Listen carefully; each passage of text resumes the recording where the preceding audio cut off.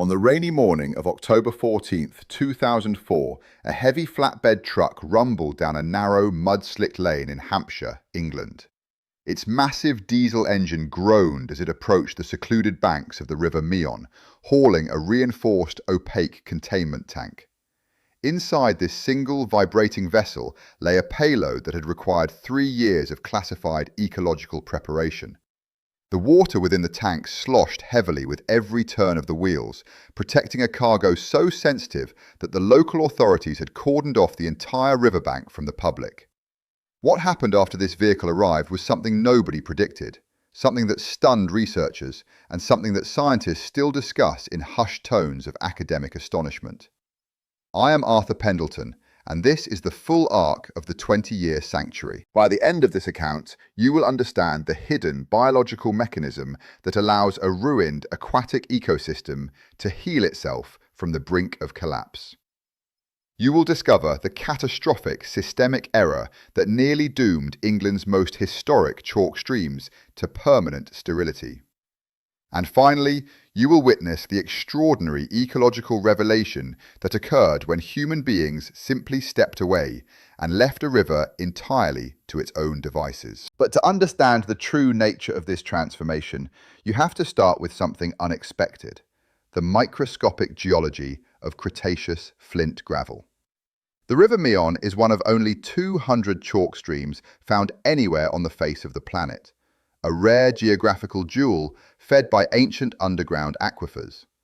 The water emerges from the earth crystal clear, purified by hundreds of feet of chalk, maintaining a constant temperature of 10 degrees Celsius throughout the entire year.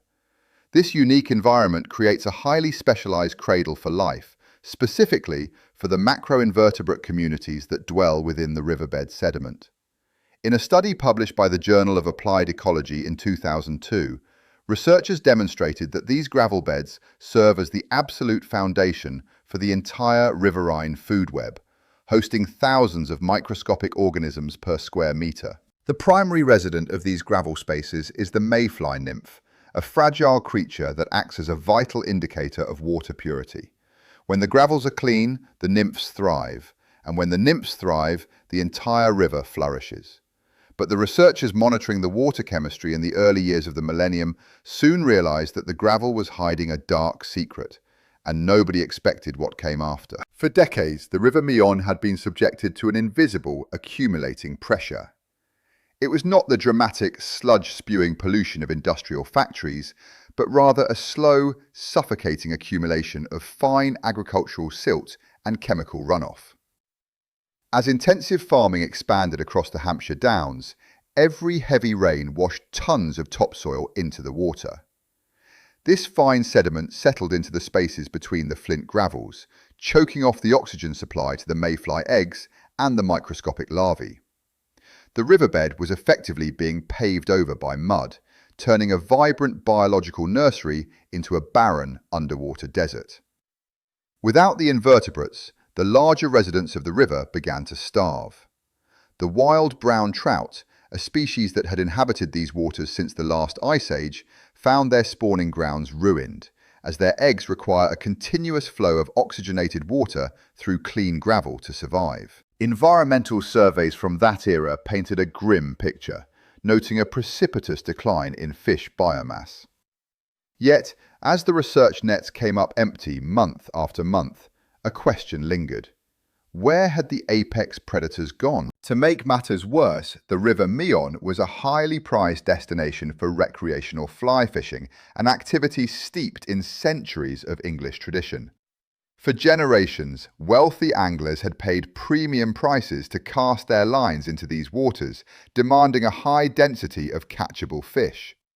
To satisfy this demand, local clubs resorted to artificial stocking, introducing thousands of farm-raised trout into the river every spring. These hatchery-reared fish were larger, more aggressive, and genetically distinct from the native wild population. They quickly outcompeted the struggling wild trout for the dwindling food supply, while simultaneously introducing diseases to an already stressed ecosystem. According to a landmark paper published in Freshwater Biology in 2009, These artificial stocking practices often mask the underlying degradation of a river, creating an illusion of abundance while systematically destroying the genetic resilience of the native species. The native trout were disappearing, replaced by short-lived, domesticated fish that could not survive without human intervention. The river had become an artificial playground, a fragile system on life support, entirely dependent on constant manipulation. The water looked beautiful from the surface, but underneath, the biological clock was ticking toward total collapse. Scientists warned that, without a drastic change in management, the River Meon would lose its wild identity forever. But the authorities were hesitant to act, fearing the economic backlash from powerful angling associations and local landowners who viewed the river as their private domain. And here is where the story turns on a piece of pure luck. In the spring of 2004, an obscure, centuries-old bureaucratic oversight was discovered during a routine review of Crown estate boundaries. A 2-mile stretch of the River Meon, historically thought to be privately owned by a consortium of local estates, was found to fall under an ancient royal charter that granted absolute conservation authority to the state under specific environmental emergencies. This legal anomaly gave conservationists the leverage they had desperately needed for a generation. Utilising this forgotten clause, an emergency coalition of radical ecologists and government ministers bypassed the local angling clubs entirely.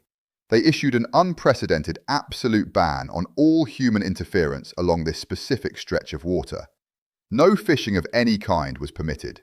No artificial stocking of hatchery fish was allowed. No wading, no bank maintenance, and no clearing of fallen trees would be tolerated for a minimum of 20 years. It was an environmental gamble of the highest order. A sudden and total severance of a river from the human economy that had shaped it for 1,000 years. The angling community was outraged, predicting that without active management and stocking, the river would quickly become choked with weeds and entirely devoid of fish. The gates were locked, the warning signs were posted, and the river was left in total isolation. Would the ecosystem collapse entirely without human stewardship, or would it find a way to heal its own deep wounds? This sudden closure introduced an entirely new emotional dynamic to the region, drawing a sharp battle line between traditional cultural practices and the uncompromising demands of modern conservation.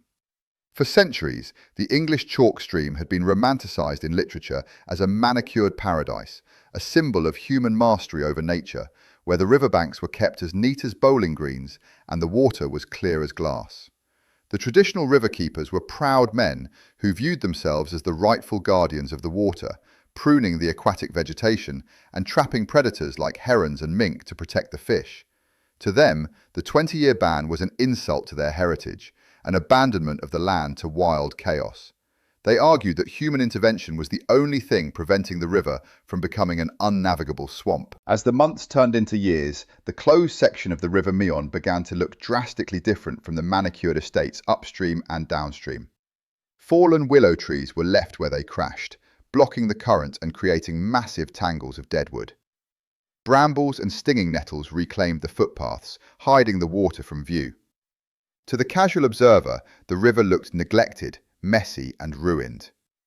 Rumours began to circulate that the experiment had failed, that the wild trout had vanished entirely beneath the choked canopy of debris, and that the state had wasted a priceless cultural resource.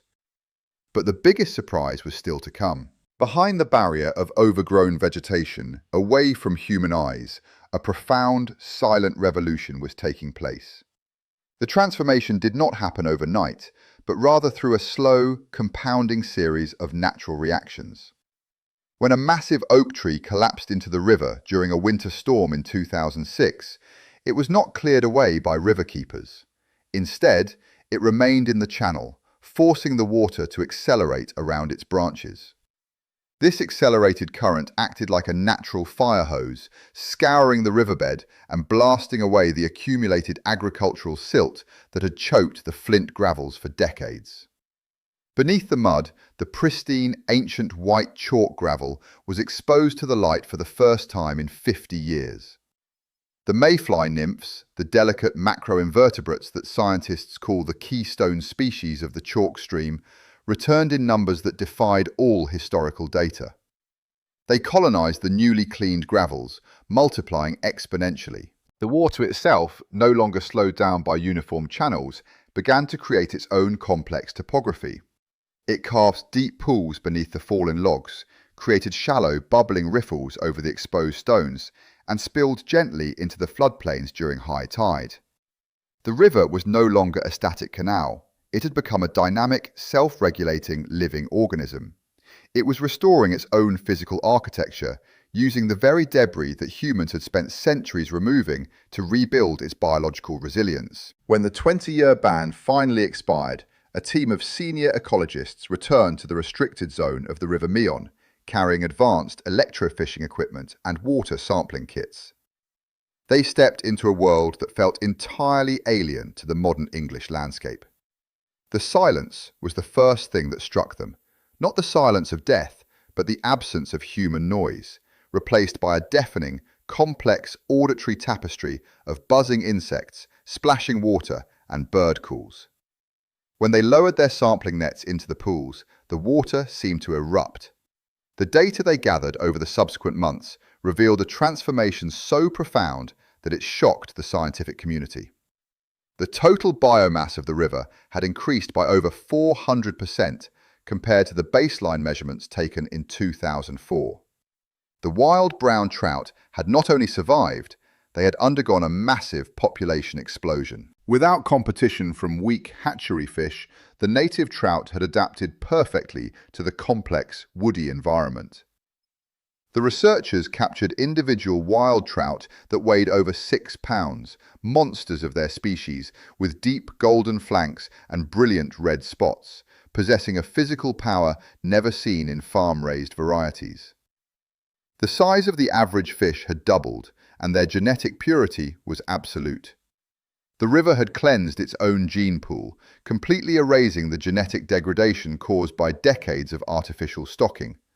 But the fish were only part of the story. The clean gravels had attracted the critically endangered European eel, which was found overwintering in the deep mud pools in numbers that had not been recorded since the Second World War.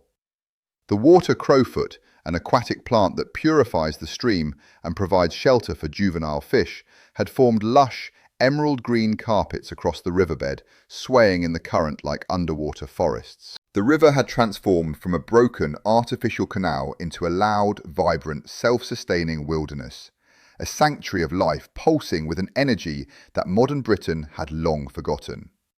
We often operate under the comforting illusion that nature requires our constant management to survive. Yet this 20-year silence proves that our loudest efforts are often the very things that break the world. By stepping back and relinquishing our control, we did not abandon the river. We allowed it to remember its own ancient language of renewal. What we choose to touch defines our current economy, but what we choose to leave untouched defines our ultimate legacy to the generations who will follow us into the wild. What are your thoughts on this extraordinary transformation? Do you believe more rivers should be granted a 20-year period of total human isolation? If you enjoyed this journey into the wild heart of England, please consider subscribing to the channel for more stories of ecological resilience. I am Arthur Pendleton, and thank you for listening.